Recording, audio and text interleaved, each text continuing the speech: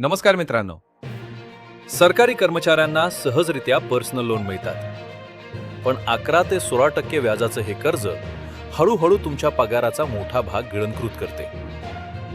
जर तुमच्यावरही 1 किंवा 2 पेक्षा जास्त पर्सनल लोन किंवा क्रेडिट कार्डचं कर्ज असेल, तर कमी व्याजात हे महागडे कर्ज कसे संपवायचे? चला 2 मिनिटात टॉपअप लोन स्ट्रॅटेजी समजून घेऊया. मित्रांनो, बाजारात कर्जाचं व्याजदर कसे असतात पहा. क्रेडिट कार्ड / पर्सनल लोन 13% ते 18% व्याजदर, अत्यंत महाग.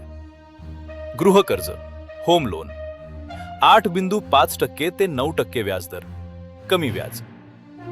जर तुमचे गृहकर्ज होम लोन सुरू असेल तर तुम्ही त्या बँकेकडून टॉपअप लोन घेऊ शकता. टॉपअप लोनचा व्याजदर पर्सनल लोनपेक्षा 3 ते 5% कमी असतो आणि त्याचा कालावधीही मोठा असतो. याचा वापर कसा करायचा? 1.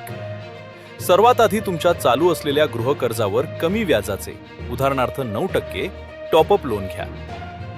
2. या एकाच रकमेतून तुमचे 13 ते 15% व्याजाचे सर्व पर्सनल लोन आणि क्रेडिट कार्डचे बिल पूर्णपणे बंद, प्री क्लोज करा.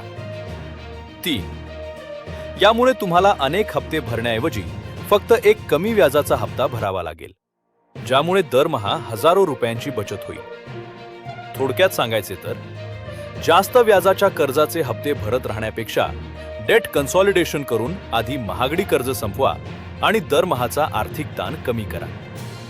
हा व्हिडिओ तुमच्या सर्व नोकरदार मित्रांसोबत नक्की शेअर करा आणि चॅनलला सबस्क्राईब करायला विसरू नका. धन्यवाद.